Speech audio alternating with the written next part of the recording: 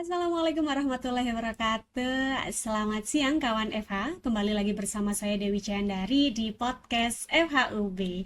Bagaimana kabar teman-teman semuanya? Semoga selalu dalam keadaan sehat.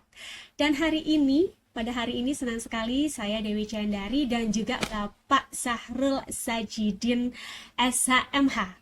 Beliau adalah dosen hukum ketenagakerjaan. Siap. Selamat siang. Siang, Bu Dewi. Bapak, senang Siap. sekali Siap. bertemu Pak Sahrul kembali ini ya. Sama-sama, Bu Dewi. Kita akan mengupas isu yang hangat nih Pak Iya. Sahrul.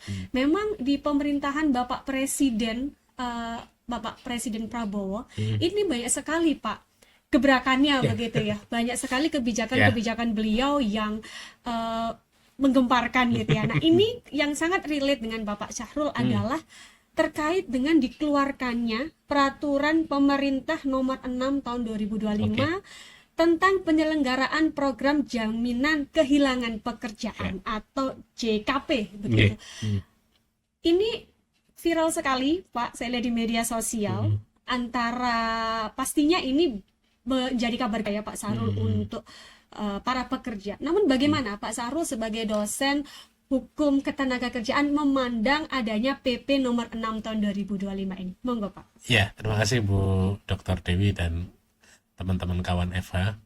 Jadi kalau kita mengartikan tadi apakah ini kabar gembira ataukah apakah ini berita gembira, tentu kabar ini diawali dari suatu keadaan atau di situasi yang tidak menggembirakan. Nah, iya. karena JKP itu akan aktif kalau pekerja dan peserta BPJS Ketenagakerjaan itu mengalami kondisi atau keadaan di PHK yang menyebabkan yang bersangkutan itu kehilangan pekerjaan atau tidak lagi bekerja. Nah, JKP ini kalau bicara secara historikalnya itu adalah melengkapi dari program BPJS Ketenagakerjaan yang di awalnya itu hanya meliputi jaminan kecelakaan kerja, jaminan kematian, jaminan hari tua, dan jaminan pensiun. Nah, kondisi pandemi di tahun 2020 di mana banyak penyekatan, banyak PSBB, dan pada akhirnya berdampak kepada ekonomi,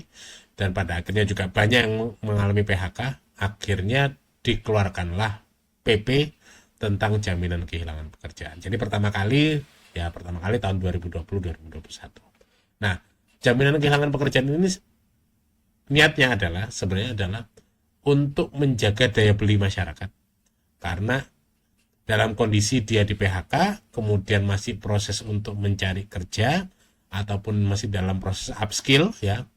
Mengapa saya sebut upskill? Karena salah satu benefitnya dari program JKP itu tidak hanya fresh money atau uang tunai, tapi juga ada, saya tidak tahu banyak istilahnya ya, ada menggunakan istilah seperti token untuk kepesertaan di platform kartu prakerja.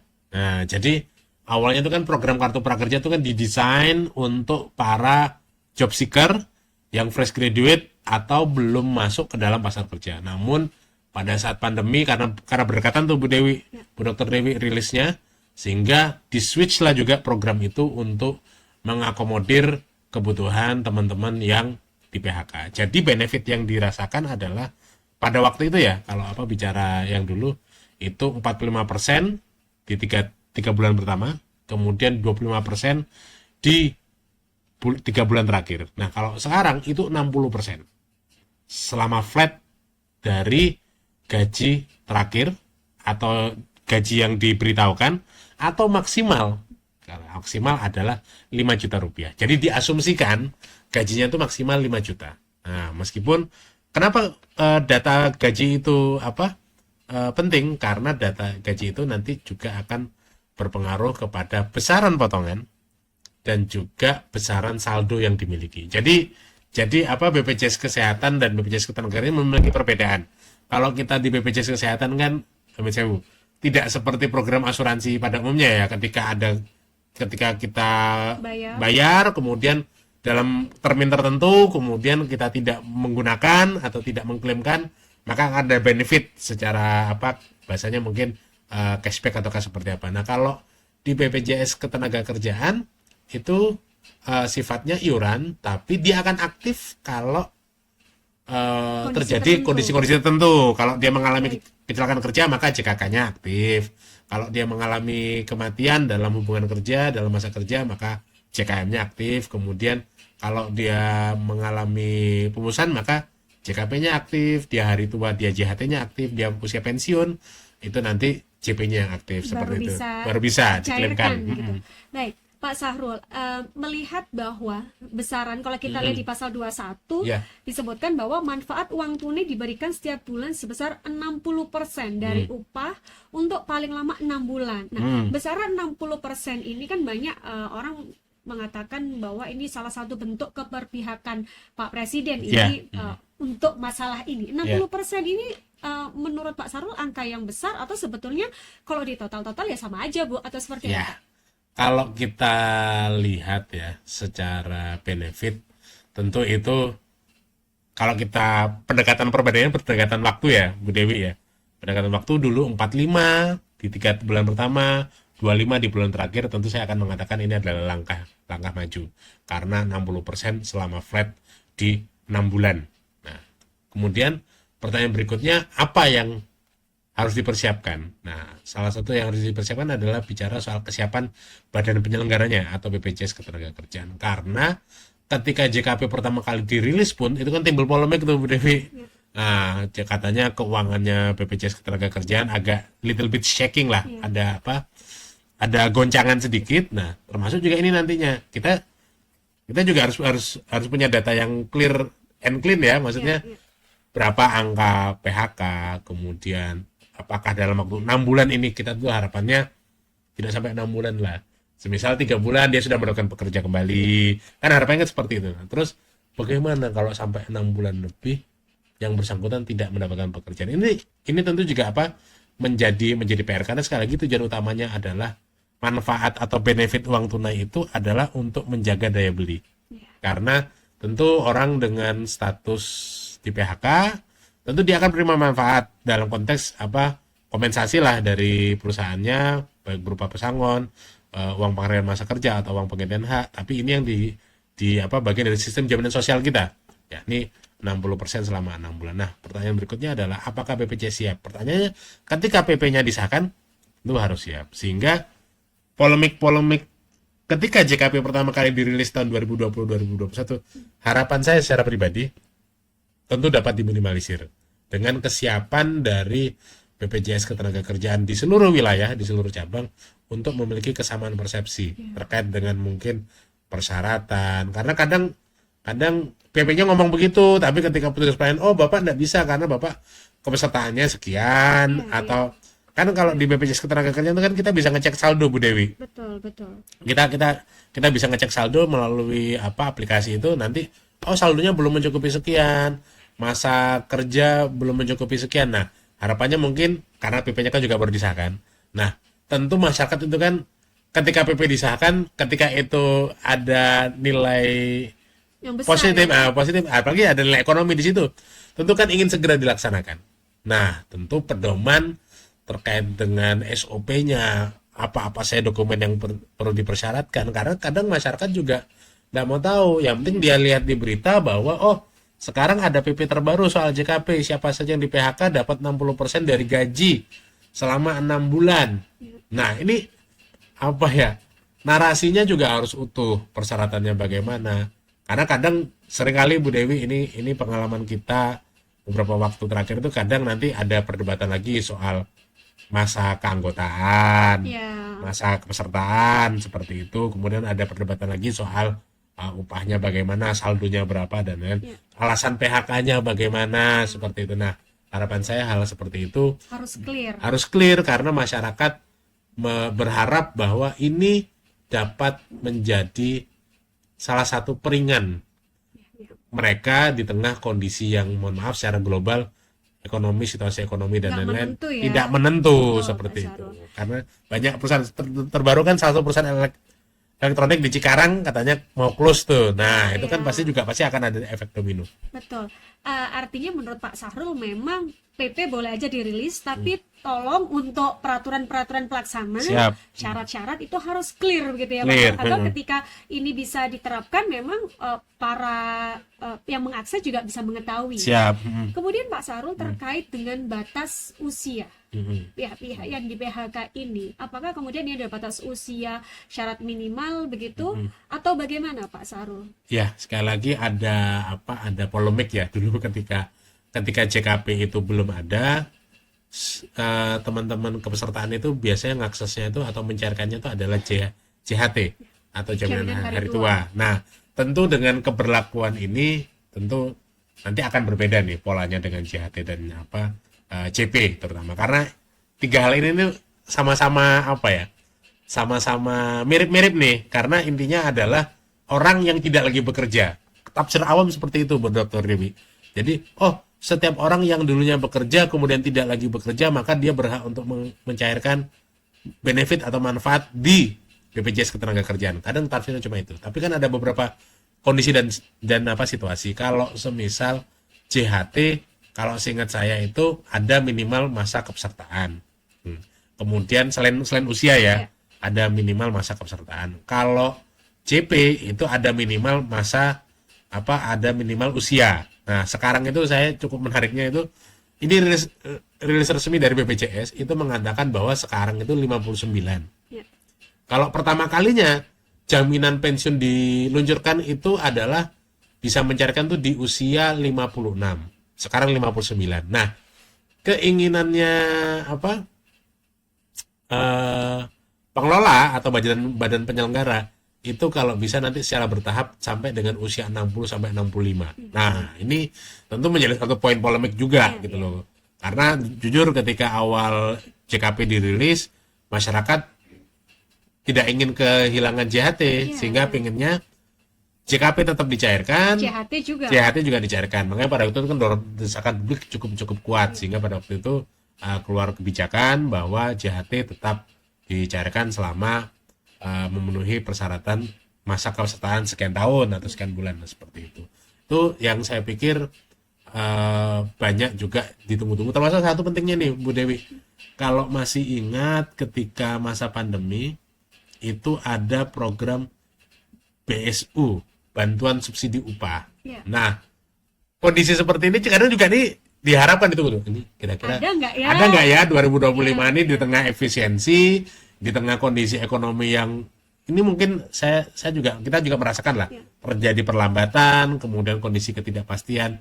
Banyak pihak yang juga mulai bertanya, apakah bantuan subsidi upah ini akan diluncurkan kembali sama seperti di era awal pandemi di 2020, karena itu juga merupakan salah satu benefit yang dinantikan juga, karena salah satu baseline datanya BSU kan adalah kepesertaan BPJS. Nah, jadi setiap anggota atau peserta iuran BPJS mendapatkan benefit, kalau saya tidak salah 800.000 kalau nggak salah per bulan. Itu cukup membantu, helpful lah bagi teman-teman pekerja. Pak Sarul tadi beberapa kali mention bahwa, kalau saya tangkap ya, mohon maaf kalau saya salah, mungkin bisa dikoreksi, adalah betapa pentingnya kepesertaan BPJS Ketenagakerjaan ini, Pak Sarul. Artinya dari sinilah kemudian bisa jadi bantuan-bantuan lain, program-program lain itu bisa terbuka untuk para pekerja. Apakah demikian? Iya, tuh. Jadi kalau kita bicarakan ini gini, saya selalu mengingatkan kepada teman-teman, selalu mengingatkan juga kepada mahasiswa-mahasiswa yang angkat isu soal BPJS. BPJS itu tidak bisa diartikan sebagai badan usaha. Karena dia tujuannya bukan untuk profit oriented, tapi dia adalah badan penyelenggara. Dia diberikan kewenangan oleh undang-undang untuk menyelenggarakan apa yang disebut sebagai sistem jaminan sosial. Sistem jaminan sosial. Makanya kalau guyonannya nih ya Bu, ada suatu pepatah itu kan, tidak ada keadilan sosial tanpa jaminan sosial. Jadi jaminan sosial itu adalah salah satu cara untuk make sure, memastikan minimum requirement untuk keadilan sosial itu dapat terpenuhi. Sebagai amanah sila kelima lah ya, keadilan sosial. Keadilan sosial itu bagaimana? Bahwa segala sumber daya itu bisa dirasakan manfaatnya oleh setiap masyarakat ketika dalam kondisi dan keadaan tertentu. Kayak semisal BPJS Kesehatan itu kan sekarang ya, meskipun ya sekali lagi secara implementatif ya katanya, kalau BPJS Kesehatan kan antri, kemudian dan lain-lain. tapi setidaknya kalau kita Punya. punya dan kita bandingkan dengan apple to apple sebelumnya, tetap ada benefitnya. Sekali lagi seperti itu. Nah, kalau BPJS Ketenagakerjaan ini adalah layering untuk meminimalkan resiko Betul. oleh Betul. pekerja, apa yang dirasakan oleh pekerja ketika dia menghadapi situasi, kondisi, dan keadaan yang berkaitan dalam hubungan kerjanya. Ketika dia JKK, maka setidaknya tetap ada kewajiban untuk perusahaan ketika tenaga kerjanya itu mengalami kecelakaan kerja untuk memberikan santunan, tapi setidaknya ada komitmen dari negara melalui BPJS Ketenagakerjaan. Jadi sekali lagi, apa yang disampaikan oleh BPJS Ketenagakerjaan, apa yang diberikan oleh BPJS Ketenagakerjaan tidak menghilangkan kewajiban yang melekat kepada pemberi kerja atau apa pengusaha. Jadi Ini penting ini. karena awal-awal pandemi kita masih ingat Bu Dewi ya, ada polemik. Oh, dapat BSU, bantuan subsidi upah 800.000. 800.000. Oh, berarti gajimu per bulan saya potong 800.000 kan? Bukan gitu. Bukan gitu konsepnya. Bukan gitu. Bukan gitu kan, sempat kan ada viral kan beberapa ya pengusaha lah mengeluarkan kebijakan internal bagi para pekerja yang mendapatkan BSU sebagaimana list di bawah, maka akan dilakukan pemotongan gaji sebesar 800.000 rupiah. Ini dari mana? Dari mana? Nah, ini tentu harus ada pemahaman dulu nih, baik dari pekerja, dari badan penyelenggara, dan dari pengusaha. Kalau saya tentu pengen ngomong, kalau bagi pekerja selalu ngecek kepesertaannya, selalu ngecek saldonya, selalu ngecek iurannya dibayarkan atau tidak. Karena yang membayarkan adalah pengusaha. Badan penyelenggara harus mempermudah proses klaim, mempercepat proses klaim, secara prosedur gitu loh. Karena kasihan tuh orang sudah tidak bekerja harus ngurus surat keterangan dan lain-lain, whatever it is, tentu itu sulit lah. Di tengah mereka juga ingin mencari pekerjaan lagi. Satu. Kemudian bagi pengusaha, saya garis bawahi adalah manfaat yang dibayarkan oleh BPJS Ketenagakerjaan tidak menghilangkan tanggung jawab dan kewajiban pengusaha terhadap pekerja. Itu satu. Nah, ini adalah pekerja dalam hubungan kerja. Terus pertanyaan berikutnya adalah, bagaimana terhadap pekerja yang tidak dalam hubungan kerja? Sebenarnya bisa masuk iuran. Pak, bedanya apa itu, Pak? Nah, bedanya adalah kalau peserta dalam hubungan kerja, dia dibayarkan berdasarkan upah, kemudian melalui perusahaan, dipotong melalui upah. Tapi ada peserta yang tidak dalam hubungan kerja, dia peserta mandiri. Boleh. Contoh, seniman, musisi, freelancer. Ini yang kadang jarang disentuh nih oleh BPJS Ketenagakerjaan. Tapi mereka penting juga untuk punya bisa. Dan ada kepesertaannya, meskipun tentu kan tidak bisa JKP. Bagaimana menentukan apakah dia kehilangan pekerjaan atau tidak? Tapi dia ada benefit lain.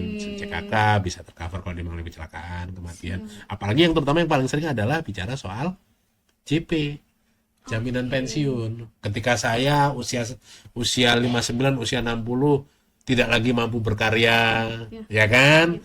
Tidak lagi mampu beraktivitas, tapi saya kan tetap punya kebutuhan, keperluan, dan itu bagaimana? Itu salah satunya. Itu yang sependek pengetahuan saya. Itu juga terdapat benefit-benefit, dan memang salah satu pintu masuk program-program pemerintah itu melalui itu. Ada controlling gitu ya. Ada controlling dan ada database-nya. Nah, ini yang kadang mungkin penting sekali untuk BPJS Ketenagakerjaan untuk mereview terus, dan bahkan kalau tidak salah di Brawijaya juga pernah dalam beberapa hal program MMD itu kita daftarkan disosialisasikan, meskipun juga ada kepesertaan yang sifatnya temporari. Itu. Nah, itu yang kadang BPJS Ketenagakerjaan mungkin perlu untuk mempromosikan semisal contoh kita mungkin mengajak mahasiswa untuk terlibat dalam proyek riset dan lain-lain. Nah, di suatu daerah. Nah, penting untuk di cover nih kepesertaan ketenagakerjaannya.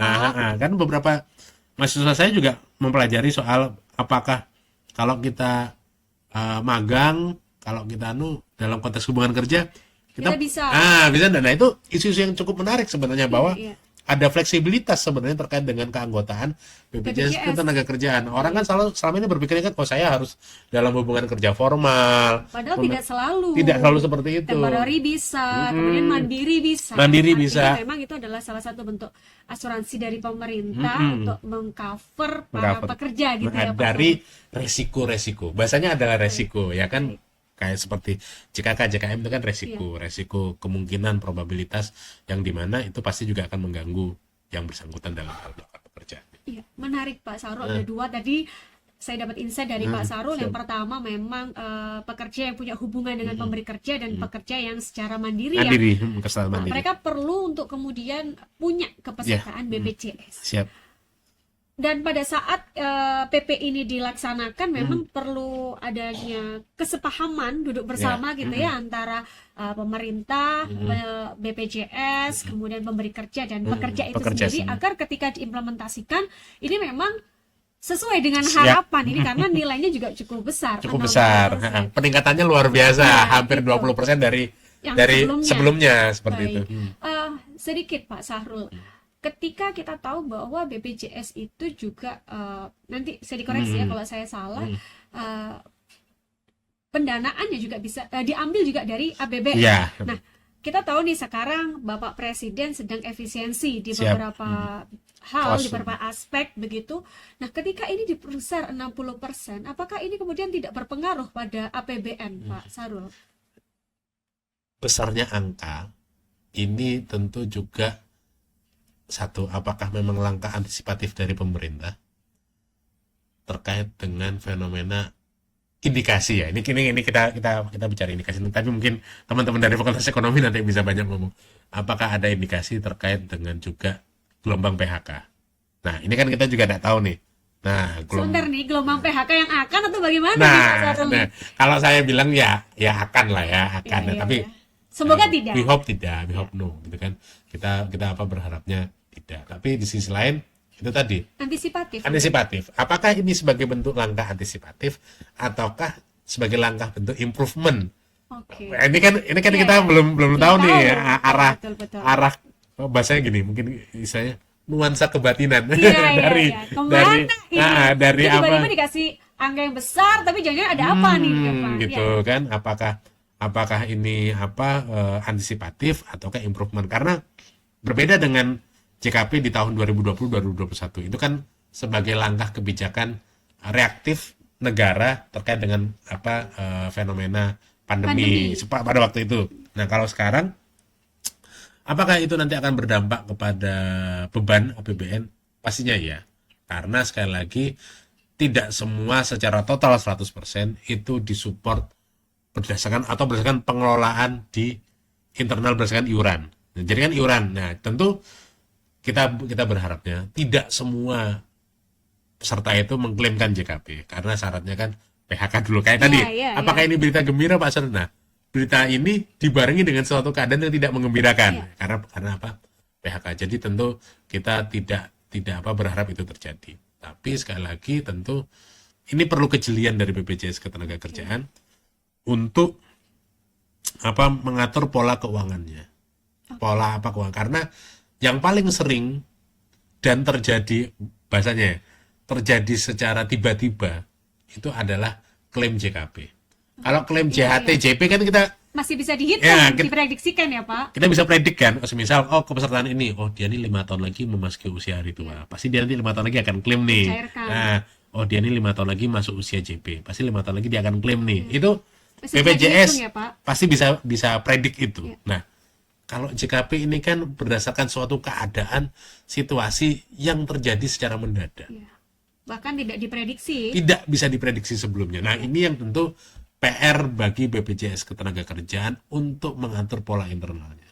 Karena pasti nanti tingginya angka klaim juga pasti akan berpengaruh terhadap kemampuan dan kesiapan BPJS Ketenagakerjaan, seperti itu kalau saya. Oke. Kesiapannya di situ. Ya, menarik ini kawan FH. Siap. Diskusi siang hari ini bersama Pak Sahrul Sajidin SHMH, dosen hukum ketenagakerjaan terkait rilisnya atau diundangkannya peraturan pemerintah nomor 6 tahun 2025. Tadi beberapa pesan dari Pak Sahrul bagi pemerintah, bagi BPJS itu sendiri, bagi pemberi kerja dan pekerja, maka perlu untuk ada satu kesepahaman agar kemudian PP ini bisa memberikan jawaban terbaik bagi semua pihak. Saya rasa itu. Terima kasih Pak Sahrul untuk sharingnya siang hari ini. Dan untuk kawan FH, terus saksikan podcast FHUB, karena di podcast FHUB kita akan terus membahas isu-isu menarik dan viral yang ada di Indonesia. Terima kasih, sampai jumpa kembali. Wassalamualaikum warahmatullahi wabarakatuh.